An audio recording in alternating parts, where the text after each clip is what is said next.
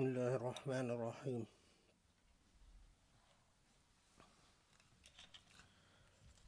والحمد لله رب العالمين،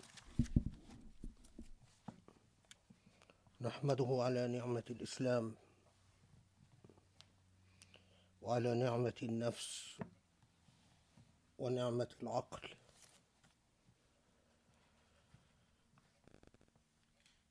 ونعمة الدين. نحمده على نعم لا منقطعة ولا منتهية. نحمده وهو العلي العظيم. وسبحان الله الذي هدانا والذي من علينا بهدي هذا الدين. والله أكبر، الله أكبر على كل متجبر وفاسد،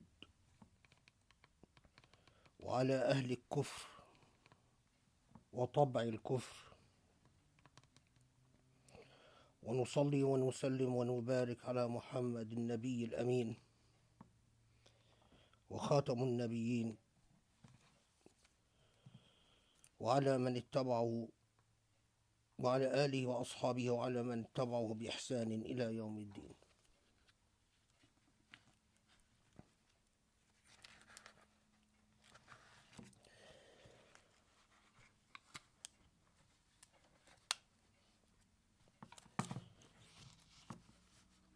Every week there is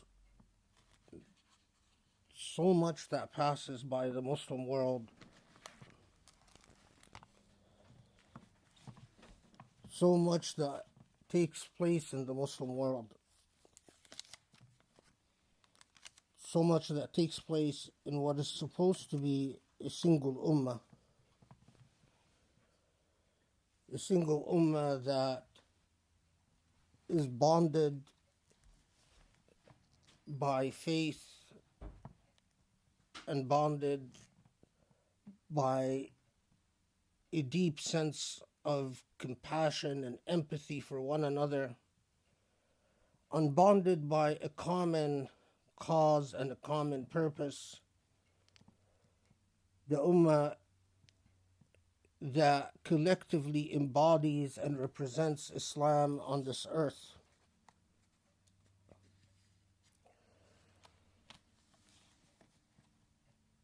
In the same way that the very purpose, the very aspiration, the very hope, the ultimate thing that this ummah is supposed to work towards is to come to know Allah, and to come to know one another in Allah. But knowing Allah is impossible without love, without loving Allah. Obedience, strict obedience, if it is unthinking and unfeeling, is a form of hypocrisy towards Allah. You could obey, but if you obey with a heart that is not clear and not understanding and not accepting, that obedience is a form of hypocrisy. It's a form of deception. It's a form of lying. You obey because you are calculating the benefits and costs for entirely selfish and idiosyncratic and narcissistic purposes. While that obedience is better than disobedience, but on the moral plane, it is not a lofty objective. If you do not learn to be truthful towards your Lord, you do not learn to be a truthful human being. A person who obeys solely out of fear is a person that by definition will not come to know the Lord, will not come to know Allah. In a word, that person lacks sidq ma'Allah, sidq, truthfulness, that quality, that honesty.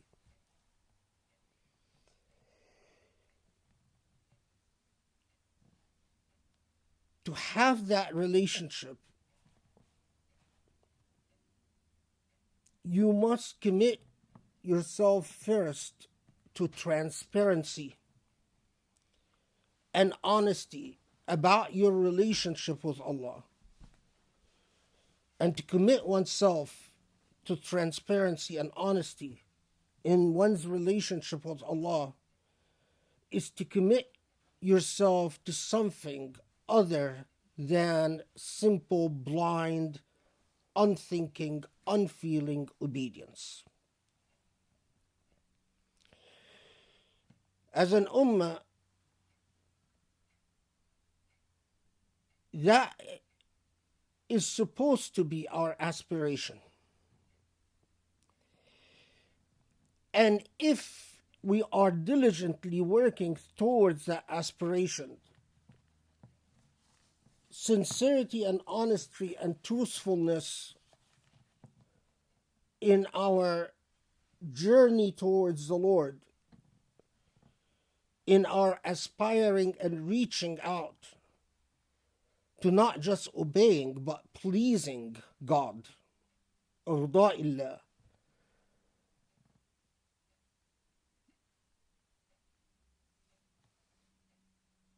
we learn to be truthful human beings.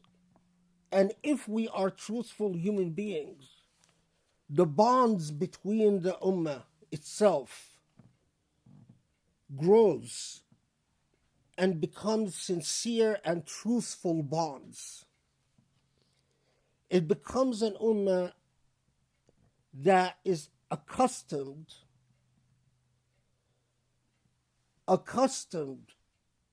to being truthful about itself and with itself.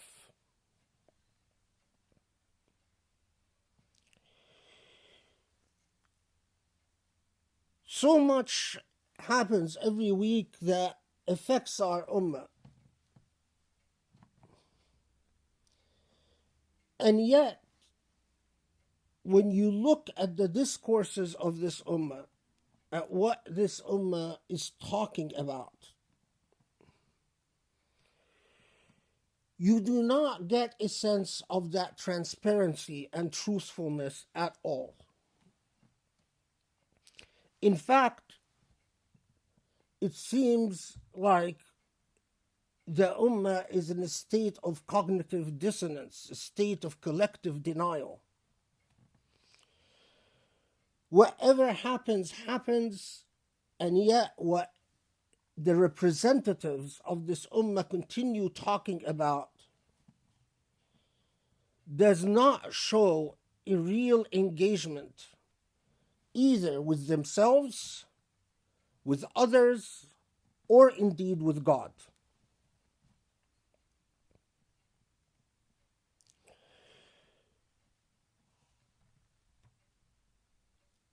I've touched upon this in the past, but I want to focus on certain aspects of it today. How could it be that with all that confronts our Muslim Ummah in today's world,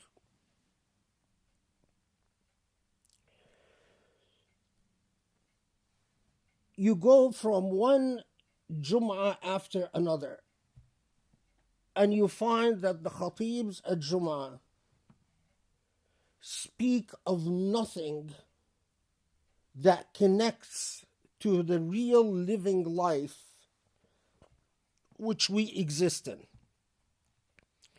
It is not an exaggeration to say that if we take Jum'ahs as a yardstick, that our Jum'ahs exist in a state of complete artificiality.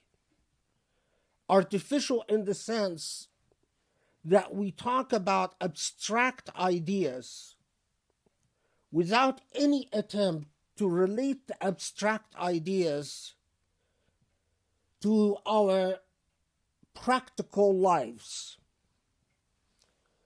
It is like if you approach a child who has never seen two things added to two other things, never actually held little balls to count, never actually learned writing, never actually owned anything that they can apply, utilize to learn the concept of mathematics, and you try to teach that child the ideas of mathematics without ever attempting any practical application.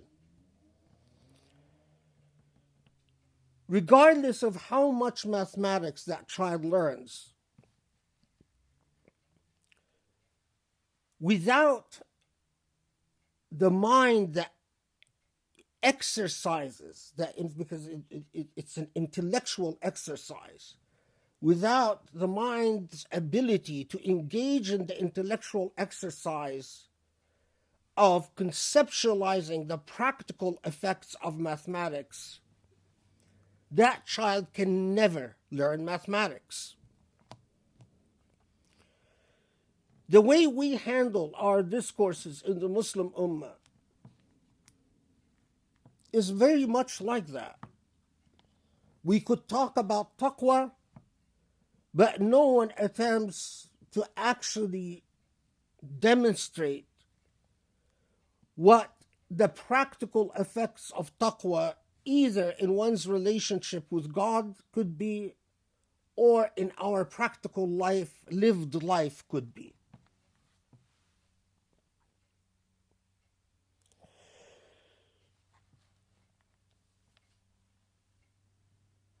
Ironically,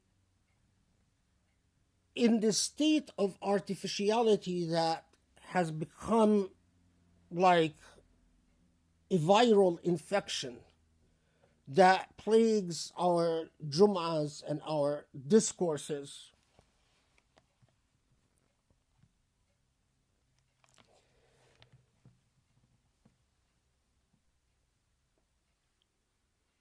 the state of artificiality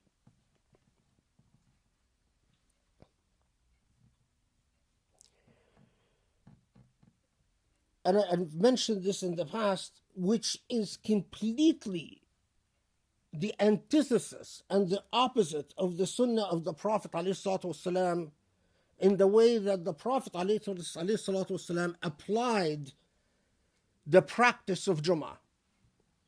The Sunnah of the Prophet ﷺ was that Jum'ah was a demonstrative example of how the concepts of Iman are applied to the practicalities of existence in our life.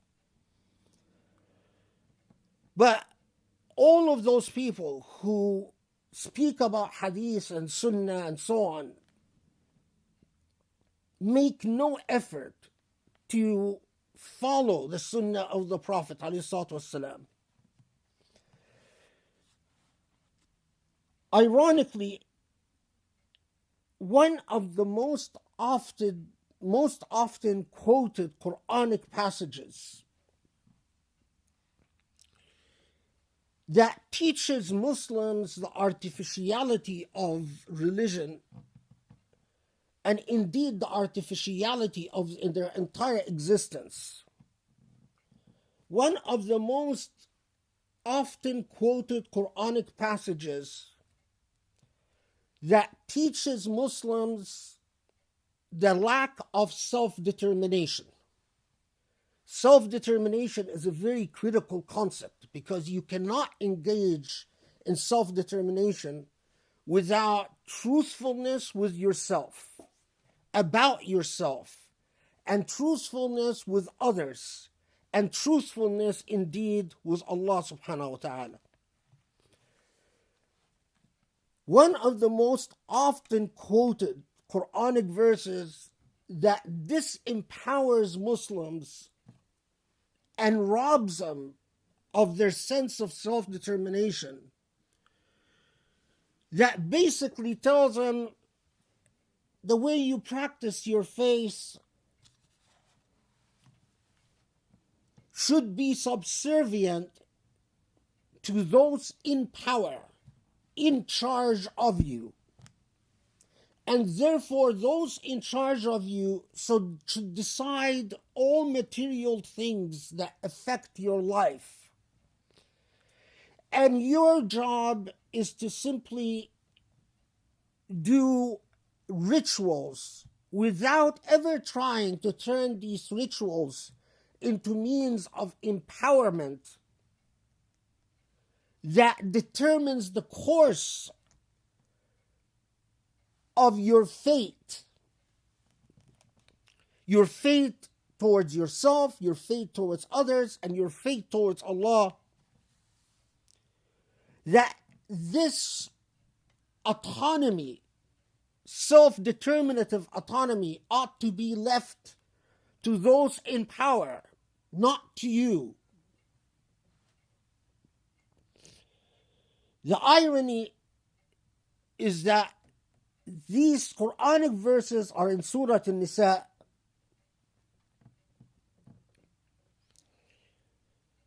They're 58, 59 of Surah An-Nisa, which start this way, and first I'm going to say them in Arabic. إن الله يأمركم أن تؤدوا الأمانات إلى أهلها وإذا حكمتم بين الناس أن تحكموا بالعدل إن الله نعم ما يعظكم به إن الله كان سميعا بصيرا. Okay, so far so good. Allah commands you to be trusty with your trusts. If someone entrusts you with something, be truthful and be honest. And to judge justly, to be just, to pursue, to commit yourself to justice. And that Allah shows you the path of ethics and goodness. So far, so good. يا أيها الذين آمنوا أطيعوا الله وأطيعوا الرسول وأولي الأمر منكم. Now here we come to the hot part. O believers, obey Allah, obey the Prophet, and obey أولي الأمر منكم. Obey your rulers, those who rule over you.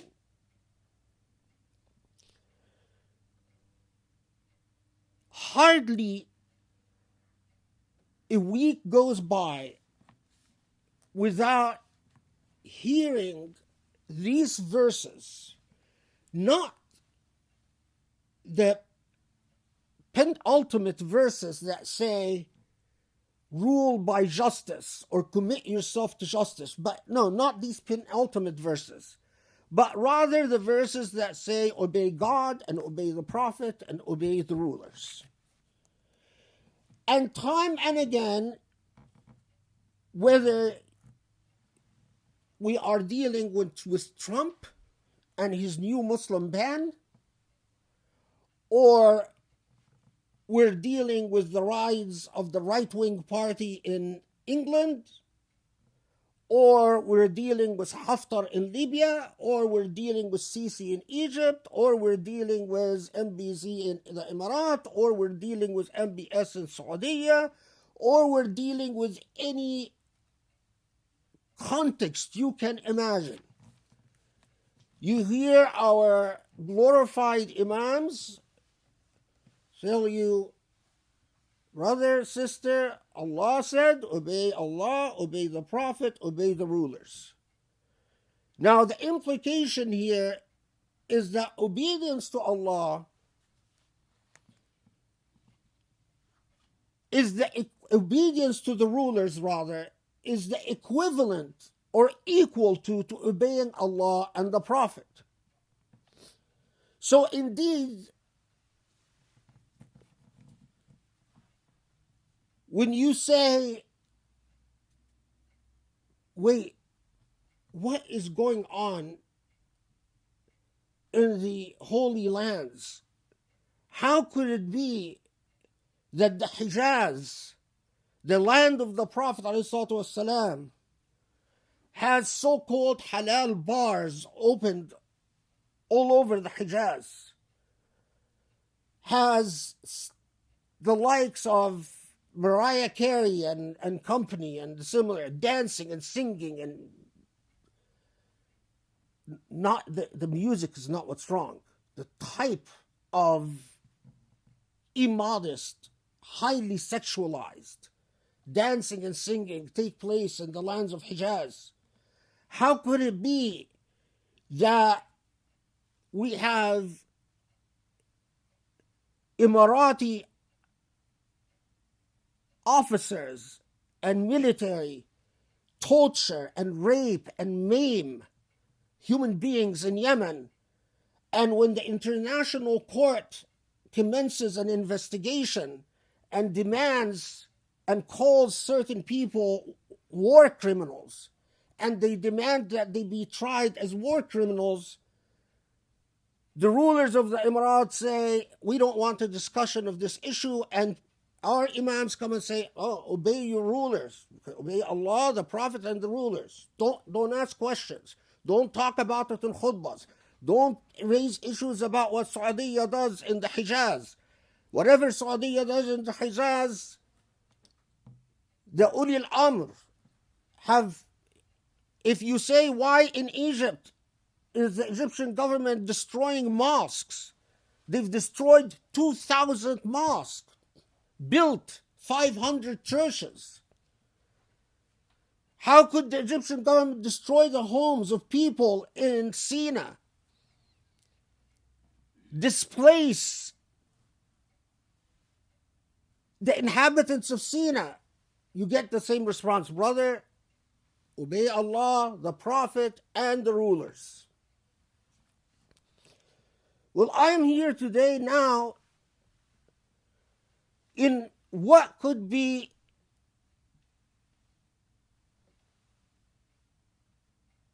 theologically one of the most important khutbahs I give.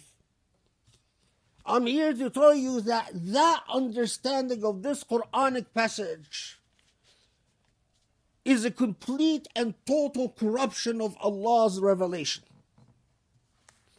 And every imam that cites this Quranic passage to justify injustice, suffering, and inhumanity, and to justify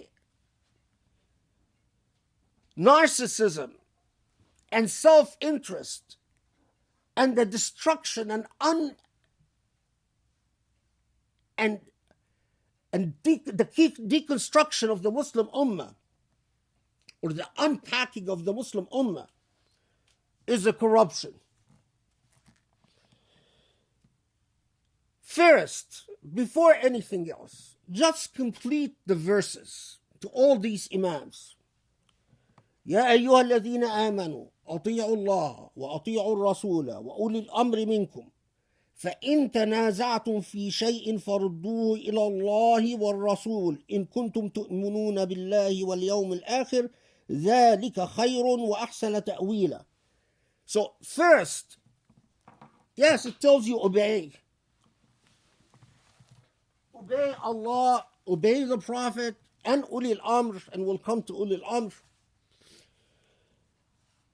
But first, it gives you a penultimate statement. A penultimate statement: إن حكمتم بين الناس أن تحكموا بالعدل. That if you rule in anything that has to do with the affairs of human beings, if you judge anything, it has to be according to the principle of justice. That's the penultimate statement. Second comes obey God. Not first, but second comes obey God, the Prophet, and Ulil Amr. And we'll come back to Ulil Amr. But if you disagree about something, who does it refer to? Who's it referring to when it says disagree about something? We're going to disagree with God? We're going to disagree with the Prophet? No. If you people disagree amongst yourself, including if the rulers disagree with you, if you and the rulers disagree over something, إن تنازعتم في شيء, if you and أولي الأمر تنازعتم في شيء, then who should be our constitutional reference? The principle of Allah and the Rasul. The principle is that our frame of reference is Allah, God, and the Prophet ﷺ. Now, we don't stop here. We don't cut a part of Allah's revelation and pick and choose. We continue with Allah's message. Then it tells us, ألم تر إلى الذين يزعمون أنهم آمنوا بما أنزل إليك وما أنزل من قبلك. Okay, so now it's talking about hypocrisy. And it's saying, don't you see those who claim that they believe, but they're not sincere believers? Why? What is the cause of the insincerity? What is the proof of the insincerity? يريدون أن يتحاكموا إلى الطاغوت وقد أمروا أن يكفروا به. Because when it comes to real issues, when it comes to where the rubber meets the road, their frame of reference, what they want, what they ultimately yield their self-determination to, ultimately what they are willing to go with, to obey, is taghut. And what does taghut mean? Taghut is despotism. Taghut is injustice. Taghut is oppression. Taghut is deception and lies. Taghut is every corruption, every fasad. So, first, Allah gives us a penultimate statement. Your guide is justice. It is as if Allah wants to tell us, you want to stay with Allah and the Rasul, you want to stay with God and the Prophet ﷺ, be very mindful of your objective. And your objective is justice. In principle, you should aspire to obey Allah, the Prophet, and whoever's in charge. However, if there are disagreements, you must have a method, a procedure, an institution, an instrumentality to resolve these disputes so that taghut will not prevail. Taghut, so that corruption and despotism and oppression and injustice, because all of that is within the meaning of taghut. And if you have a society in which taghut prevails, then you're hypocrites. The other point, notice that Allah tells us, obey Allah, the Prophet ﷺ, وَأُولِي الْأَمْرِ مِنْكُمْ. Those that you consider to be your rulers, minkum, amongst you, not over you. So in other words, there must be a process, an instrumentality by which one can legitimately to be said that they represent the will of the people. Because if they do not represent the will of the people, then they are not uli al-amr minna. They're uli al-amr alayna. They rule over us, but they don't represent us. So Allah made it clear in Surah An-Nisa that those who rule over you must in fact represent you. Minkum. But beyond that, your compass, your rudder, the course of your life is justice. And if there is conflict between you, taghut, injustice and oppression must not prevail. So I tell all those pontificating, loud, noisy imams everywhere, from Libya to Egypt to Yemen to Zaytuna here in the US, that tells you obey Trump because he's the imam. Sorry, we don't obey despots. We don't obey tyrants.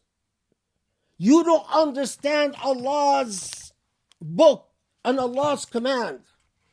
Allah taught me that Allah and the Prophet ﷺ are justice. Anything that is unjust cannot be part of Allah and the Prophet ﷺ. Anything that involves secret prisons and torture and sexual assaults and disappearances and suffering cannot be a part of Allah and the Prophet and the Sunnah of the Prophet. Cannot be. It is part of taghut. Taghut is part of the devil. It is demonic. So sorry. No to Trump and his despotism. No to Sisi and his despotism. No to Haftar and his despotism. No to MBS and his despotism. No to MBZ and their despotism, because they are all taghut, not uli al-amr minna. Understand, so that we stop corrupting our religion. Our religion never rubber stamped despotism and tyrants. Never. And those so-called imams that use Allah's book to undermine Allah's book should have no place amongst us. But you make a difference because you decide which imam to follow. You decide which khutbah to listen to. You decide which discourse to support and sanctify. And if you support taghut, if you support the wrong path, the path of tyrants and oppressors, then you are amongst the taghut. You are one of them. You are in fact part of the taghut problem, not part of the solution. أقول قولي هذا وأستغفر الله لي ولكم وأسأل الله يستجب لكم.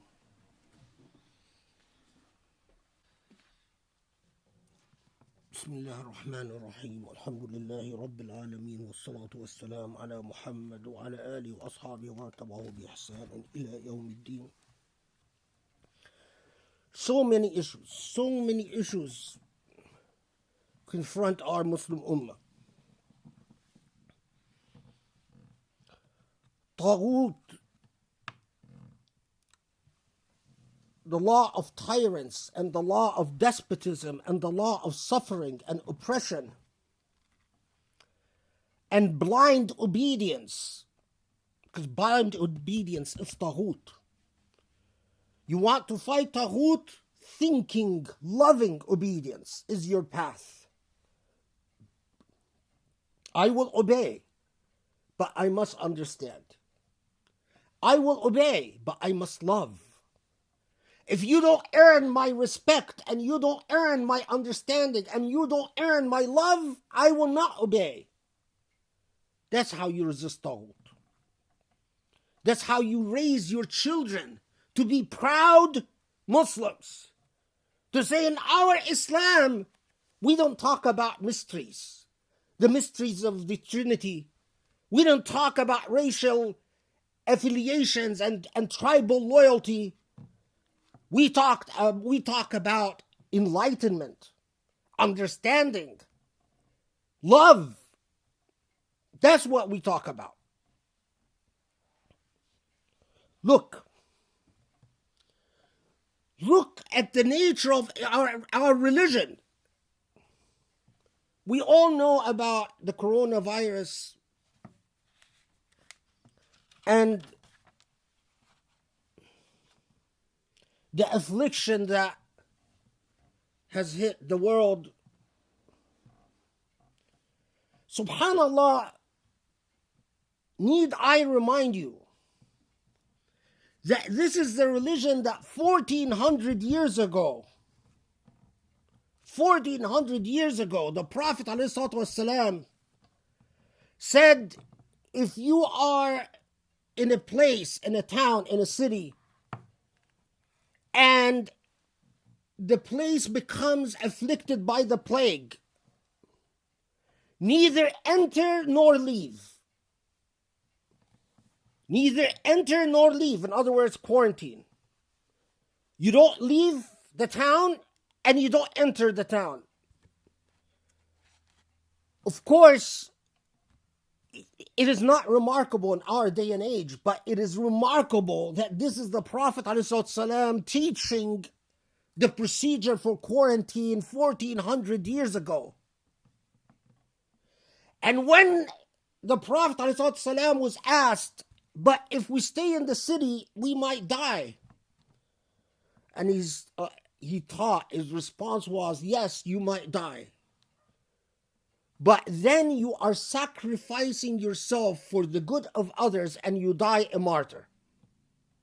It is only a Muslim that might be in a city or a town where they find the plague has spread and say, I can't hurt other human beings.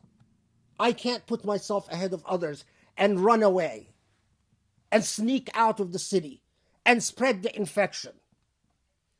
Only a Muslim that will say, my religion commands me to think of the good of others, to love others, to care about others. And as a result, if I get sick and die, I die a martyr. Is this the religion of blind obedience?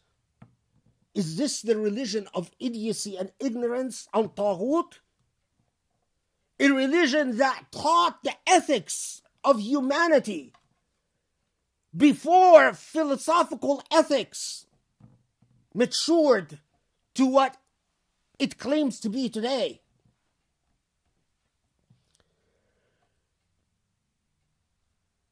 I want to make a quick comment about this issue of the plague, of the corona plague, and there's a couple of other things I want to comment on very quickly.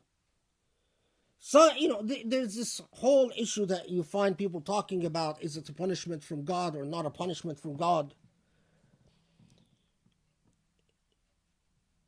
I don't know if it's a punishment from God or not.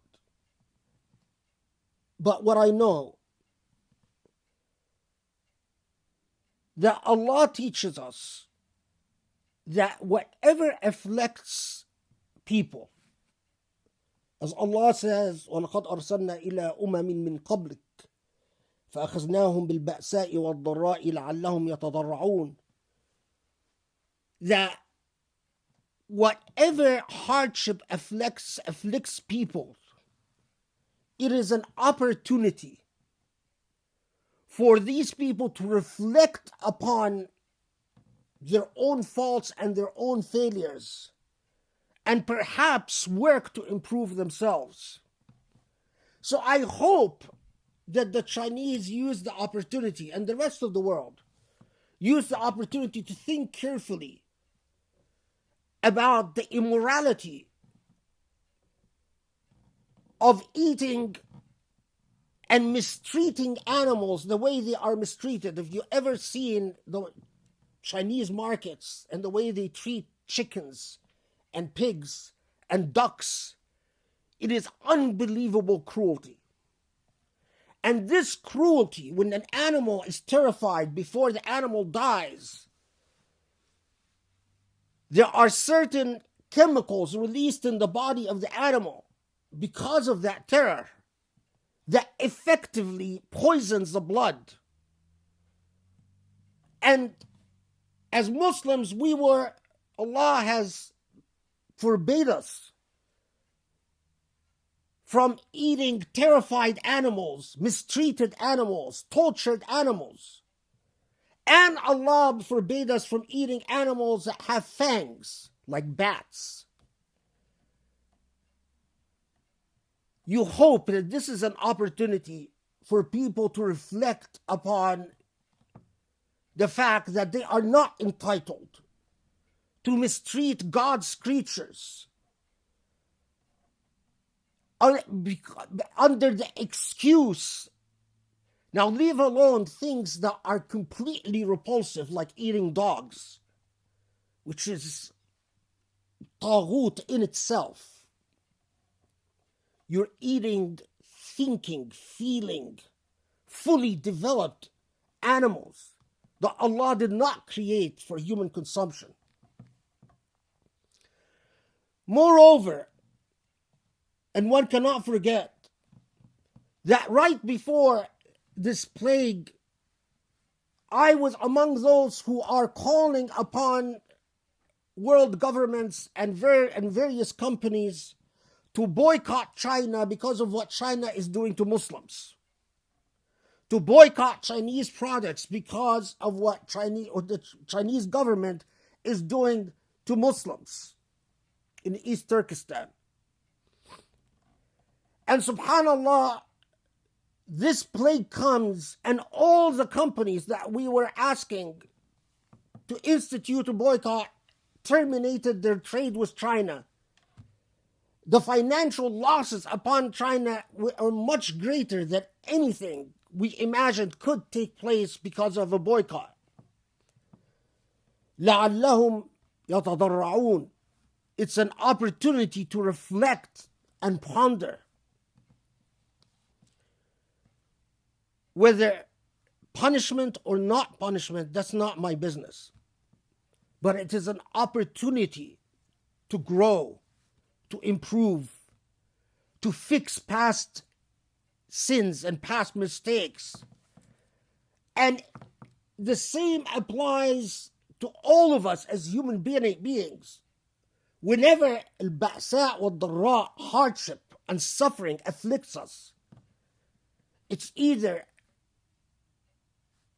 you could crumble and go to the dark side, let yourself go, or you use the opportunity to reflect and ponder and think about the path you've taken in life, what you've done right and what we've done wrong, and whether you can improve yourself.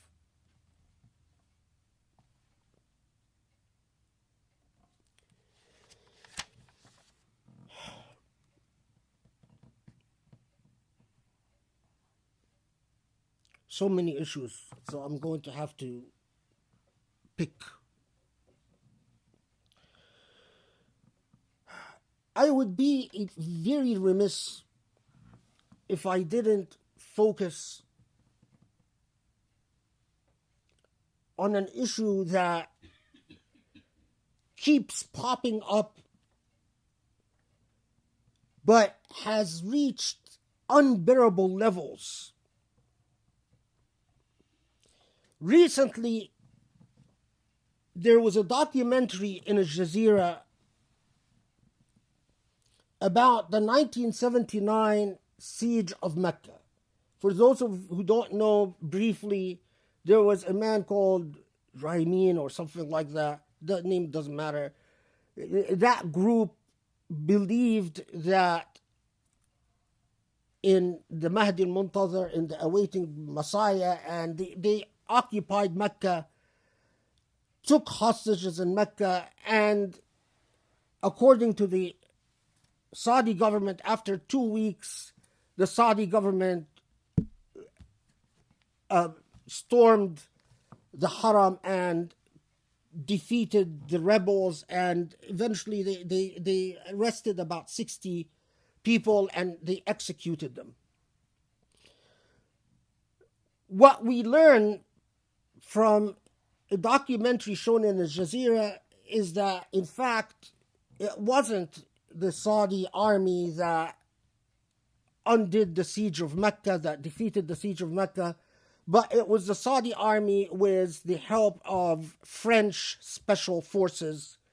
And for many, many years, for decades, this is from 1979, we had heard rumors that the Saudis used French special forces, but there was no proof of it. And what Al Jazeera did is actually produced the proof. It produced the testimony of the French soldiers who participated in undoing the siege of Mecca.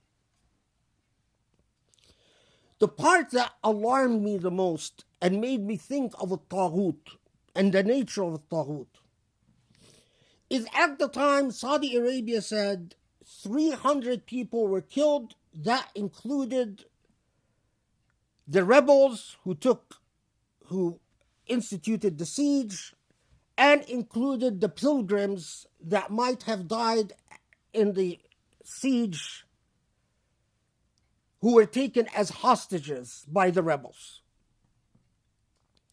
We learn from the documentary in Al Jazeera that, in fact, not 300 people were killed in Mecca, but 5,000 people.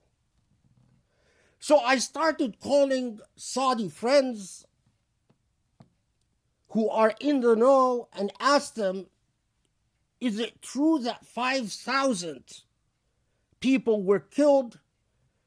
And to my great chagrin and sadness, they told me, actually, we Saudis knew this from way back, long before Al Jazeera broadcasted its program, and that, in fact, they knew that what happened was the Saudi forces, after the French paratroopers ended the siege, they couldn't tell the difference between the rebels and the pilgrims because they got all mixed up together.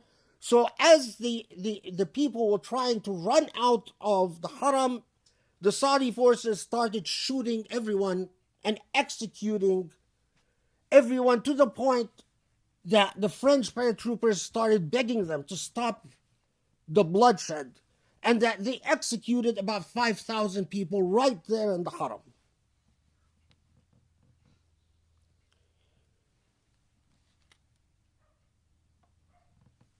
This is the sanctity of the Kaaba, where the Prophet ﷺ forbade the shedding of blood of even an animal. No animal can be slaughtered. Now, I am not going to get into whether that siege in 1979 could have ended and through any other means. But what I do get into is the fact that you have a government that could kill 5,000 people right there in the Haram, and there is no means, no instrumentality to hold anyone accountable or to even get the truth out. There is no method for an investigation. You have a tyrannical government that will not allow an investigation. There is no way for the light to shed to break the darkness. There's no way to hold anyone accountable. There's no way to investigate anything. And I ask you, isn't that taghut? Is that taghut or not taghut? When there is lies and untruth, when 5,000 people could be killed in the Kaaba, and there is no means to know who did what, and it's non-Muslims who are sitting in France who've earned millions of dollars for doing their military operation, who talk about how horrible it was that they saw all these civilians being executed and terminated. Recently, a Saudi woman pops up on YouTube telling us, listen, Muslims, even if King Salman opens bars, nightclubs in Medina and Mecca,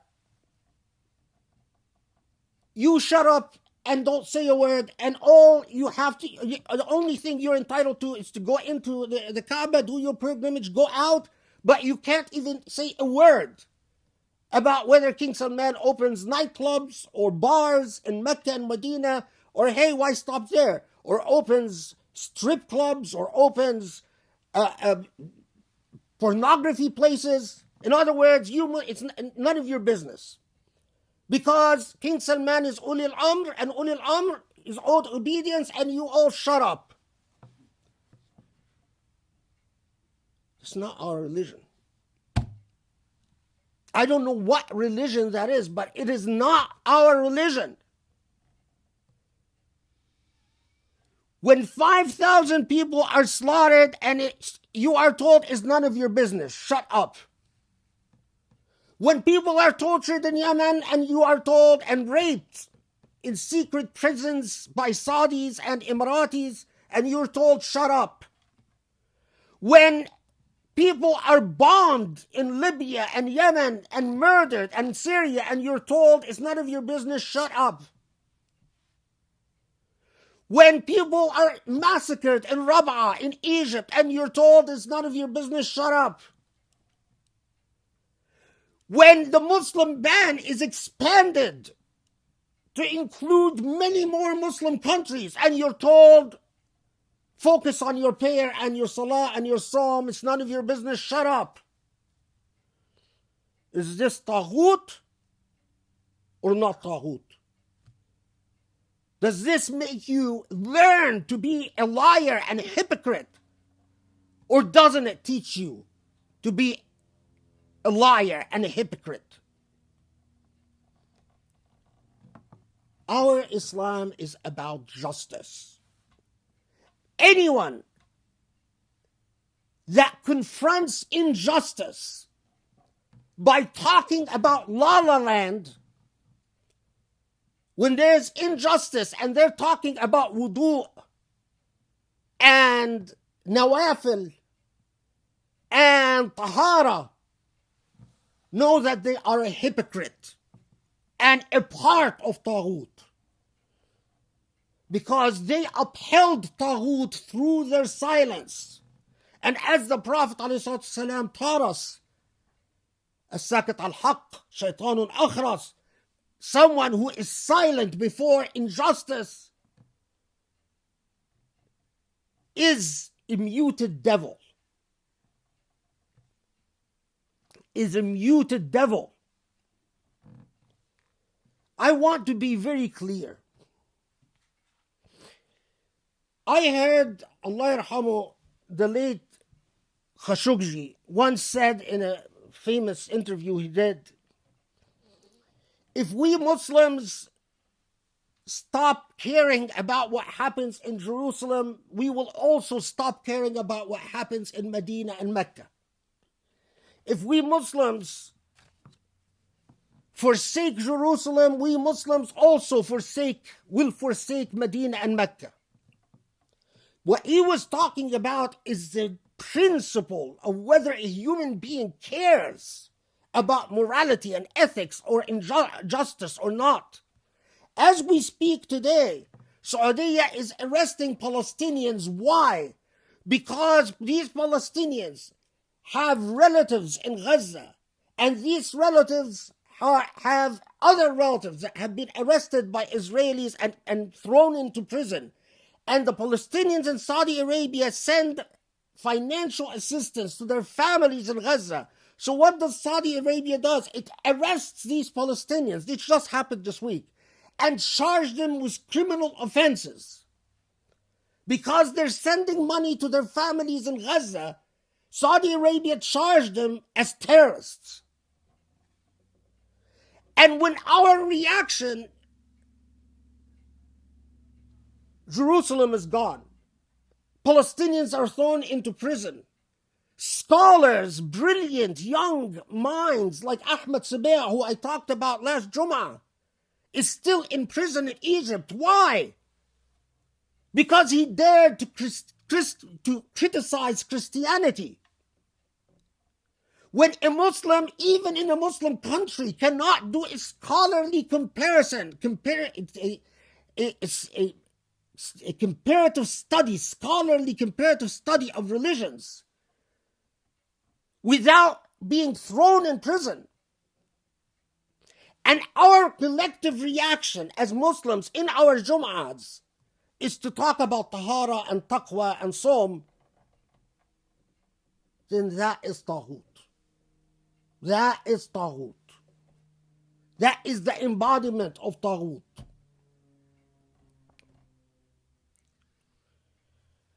I dream of the day that the way that Muslims react to injustice and ugliness and oppression and tyranny is that you would not go to a single Jum'ah anywhere without finding the imams in every Jum'ah everywhere raising their voices, defending the oppressed, defending the suffering, and speaking out against injustice. And if that day comes, rest assured, Allah will be on our side and will elevate us to the purified and loving state that Allah intended for us. Because until we testify for Allah and for justice,